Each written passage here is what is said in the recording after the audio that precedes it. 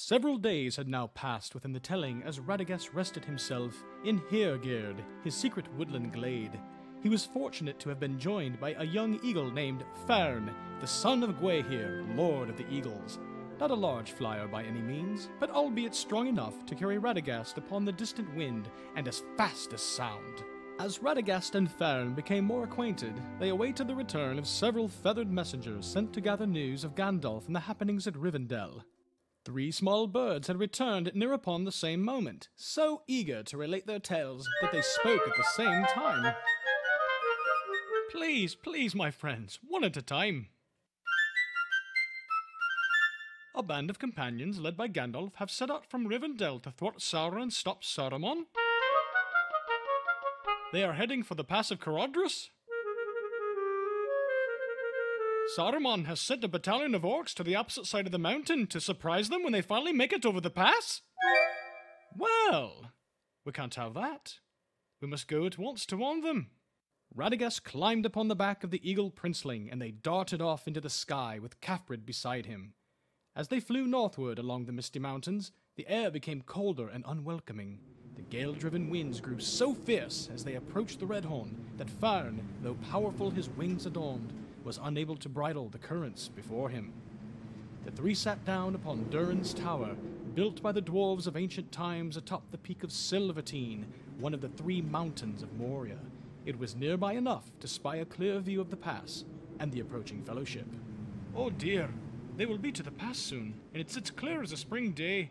At least we are not too late. Radagast began swirling his staff in a spiral motion before him, chanting an ominous incantation. Vergenbjorg bir ofervedor blest besnivion. His voice echoed upon the nearby mountainside, yet muffled by the deafening wind. Snow began to consume the pass at an alarming rate, blocking the way just as the fellowship approached.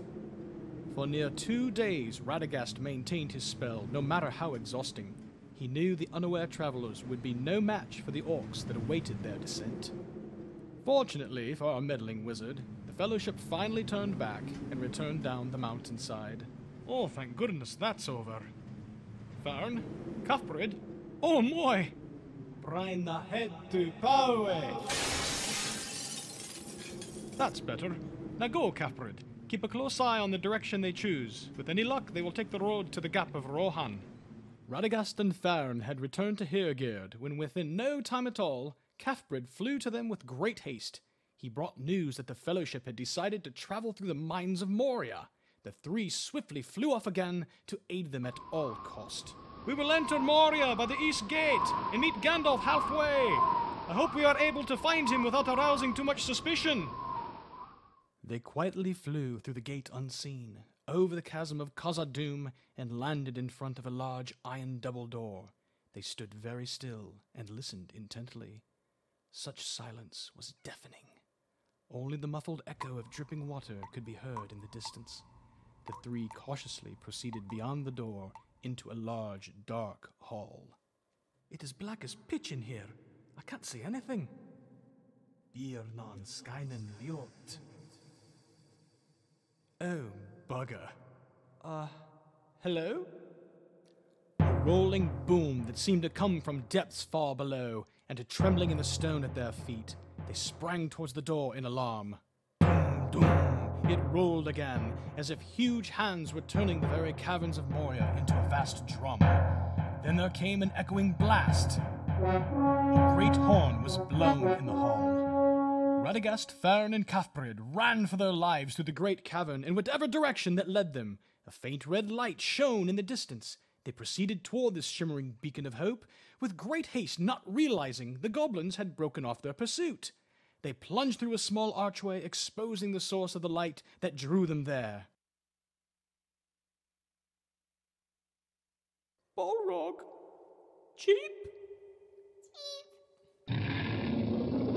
Fern firmly gripped Radagast from the back of his cloak and darted back through the archway with Kafrid beside him. The Balrog angrily pursued them. The 3 meddlesome adventurers evaded the flaming beast through a small opening that led back into the great hall of Khazad-dûm. Now able to see where they were going by the grace of the shining mithril below them, they hurriedly exited Moria, dodging goblin arrows as they escaped to the outside air. Oh dear me. It would be foolish for us to try and attempt that again. I truly hope we did not arouse any mischief for Gandalf and his companions.